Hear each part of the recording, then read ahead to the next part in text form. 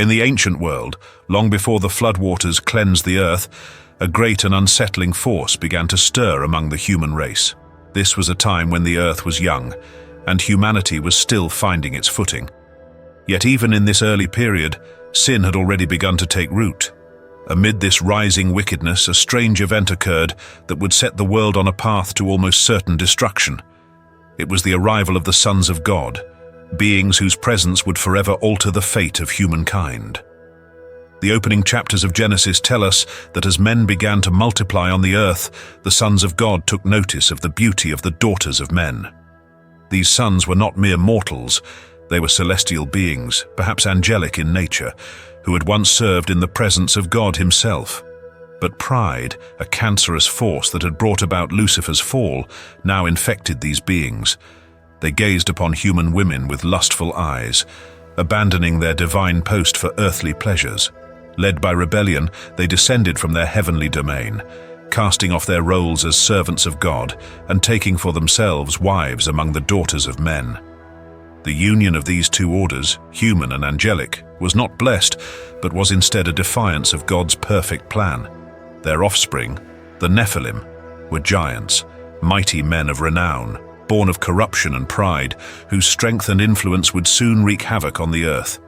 These giants were not just physically imposing, they carried within them a spirit of wickedness that mirrored the rebellion of their fathers. They were beings of chaos, sowing violence, bloodshed and oppression across the land. As they multiplied, so did their evil.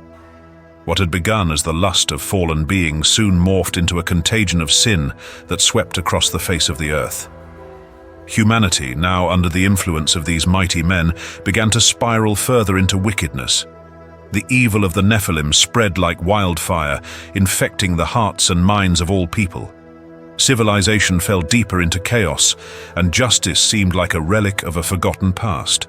The Nephilim, with their great strength and charisma, positioned themselves as rulers and tyrants over mankind. They enslaved the weak, crushed the righteous, and established themselves as gods among men. But their reign of terror was more than just physical. Their influence distorted human hearts, pushing them further from God's holiness and into the depths of depravity. Idolatry, perversion, and violence became the norm. The earth was filled with the blood of the innocent, and the cries of the oppressed reached the heavens. In this dark time, it seemed as though the light of God's goodness had been all but snuffed out. The righteous were few, and their voices were drowned by the roars of the wicked.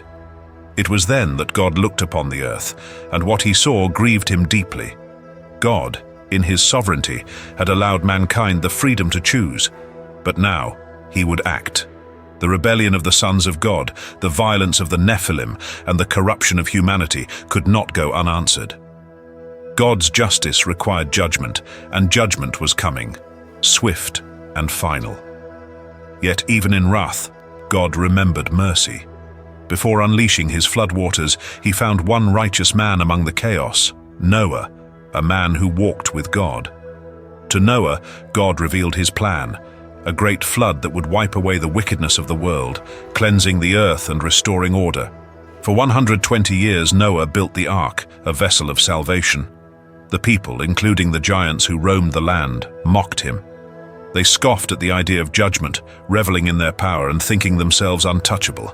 But God's patience, though long, has a limit. When the appointed time came, the fountains of the great deep burst forth, and the floodgates of heaven were opened. The waters surged with relentless force, drowning all flesh. The Nephilim, the wicked sons of God, and every man and beast that had corrupted God's creation. The mighty giants, once feared by all, fell beneath the crushing waves, proving that even their great strength was nothing in the face of divine judgment. Their empires crumbled, their legacies washed away, leaving only the faintest memory of their existence. After the flood, the earth was given a new beginning. Noah and his family were preserved, and through them God would repopulate the earth. The sons of God who had caused so much destruction were no more, their rebellion snuffed out, their offspring vanquished beneath the waters. Yet, even as the floodwaters receded, the sin in humanity's heart remained. While the Nephilim of old had perished, their shadow would once again darken the world. The bloodlines of the giants did not end with the flood. The sons of Anak, the Rephaim, and other giant clans would rise in the generations to come, opposing God's people and seeking to restore the legacy of the Nephilim. The Bible recounts that as the Israelites wandered in the wilderness, they encountered rumors of giants living in the land God had promised them. These were the sons of Anak, an infamous clan of giant warriors who were as fearsome in reputation as they were in physical stature. Known for their towering height and brute strength, the sons of Anak were descendants of the Nephilim, carrying the legacy of the mighty warriors of old. The spies Moses sent to survey the land brought back a chilling report saying, "We seem to ourselves like grasshoppers, and so we seem to them." Numbers 13:33. The presence of the Anakim in Canaan struck fear in the hearts of the Israelites. The giants' towering frames and formidable reputations created an aura of invincibility, making them seem like an unstoppable force to Israel's fledgling nation. Here, the story reveals the power of fear and faith. God had promised the land to Israel, yet the people doubted, their faith tested by the sheer presence of these giants. The giants, then, became not only physical obstacles but symbols of doubt, looming as reminders of the Israelites' struggle between trusting God and giving in to terror. Despite the intimidating presence of the Anakim, God remained unwavering in his promise to deliver the land into Israel's hands. He reminded them repeatedly that he would go before them, that no giant or city fortified with walls as high as the sky could stand against his will. The Israelites, despite their fears, would eventually drive out the Anakim under the leadership of Joshua. This victory over the giants underscored a profound truth. While giants may be imposing in the eyes of men, in the eyes of God, they are powerless.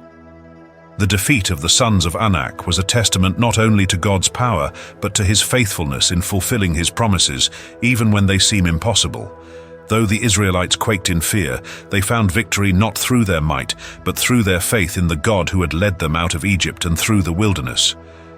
In this way, the giants served to remind Israel that true strength does not come from physical power, but from trust in the Lord. Generations after the sons of Anak were defeated, the threat of giants resurfaced, this time in the form of Goliath, a warrior from Gath. Goliath was not merely a soldier, he was a colossal figure, a descendant of the giants, whose very presence struck fear in the hearts of Israel's seasoned warriors. Standing over 9 feet tall, clad in armor that weighed more than some men, Goliath appeared invincible. Day after day he taunted the Israelite army, daring them to send a champion to face him. He scoffed at their God, mocking their weakness and defying their courage. The Israelite army stood paralyzed, gripped by fear of this giant who seemed to embody all the terrors of the past. None dared to face him until David, a young shepherd boy with unwavering faith, stepped forward. David was no warrior. He was a mere boy, too young to wear the armor of a soldier and untrained in the art of war. Yet he had something Goliath did not, an unshakable trust in the God of Israel. When David confronted Goliath, he did so not with fear but with confidence, proclaiming, "You come to me with a sword and with a spear and with a javelin, but I come to you in the name of the Lord of hosts, the God of the armies of Israel, whom you have defied." 1 Samuel 17:45. David's words revealed a profound truth.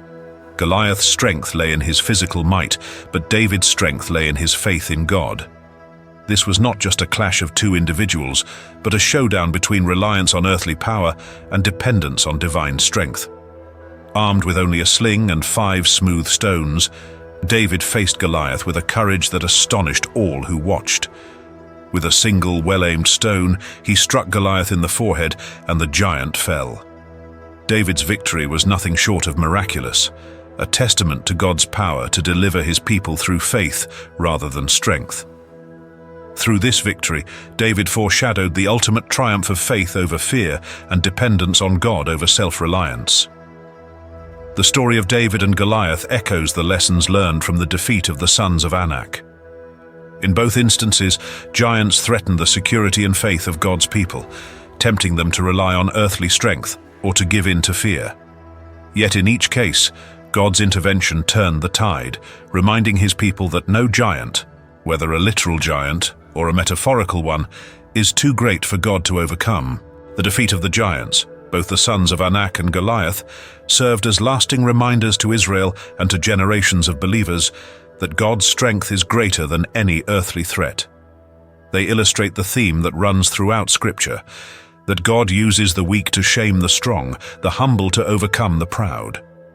David's unlikely victory over Goliath points forward to the ultimate victory of Jesus Christ, who, though humble and despised by many, conquered sin and death, triumphing over all spiritual giants through his resurrection. In the end, the giants in the Bible, from the sons of Anak to Goliath, symbolize not only physical threats, but the many things in life that seem insurmountable. Their stories are powerful reminders that while giants may rise, God's power is supreme, and through faith in Him, all obstacles can be overcome. The story of the Nephilim, the sons of God, and the giants, is ultimately a story of God's sovereignty over even the greatest forces of evil. These mighty beings, with all their strength and rebellion, could not escape the judgment of God. Time and again, they sought to corrupt humanity, to defy God's authority, and to establish their own reign of terror. But each time God intervened, whether through the flood, through His chosen servants like David, or through the ultimate victory of Christ on the cross. The giants of old may have returned after the flood, but they were no match for the power of God. In the end, the story of the Nephilim and the giants serves as a testament to God's unrelenting justice and mercy. The evil that once sought to destroy the world was itself destroyed by the hand of God, and through His judgment He preserved a remnant of righteousness. The story of the Nephilim and the giants offers both a warning and a promise. It warns us of the dangers of rebellion and pride, of seeking power apart from God's will. The sons of God, in their lust and disobedience, brought about great evil, and their legacy of violence nearly consumed the world. Yet, it also reminds us of God's steadfast promise to protect and redeem His people, no matter the odds. Just as He delivered Noah from the flood and David from Goliath, so too will God deliver His people from the giants that arise in their lives, be they physical, spiritual, or emotional. No force, no matter how towering or terrifying, can stand against the might of God. In the end, the giants fell, but God's kingdom endures forever. Let this be a reminder of His faithfulness, His power, and His ultimate victory over all evil. As we reflect on this ancient tale of giants, rebellion, and divine intervention, we must ask ourselves, are we trusting in our own strength, or are we relying on the God who topples giants? Share your thoughts in the comments below. How has God helped you face the giants in your life? And don't forget to like, subscribe, and share this story to encourage others to trust in God's strength amid their struggles.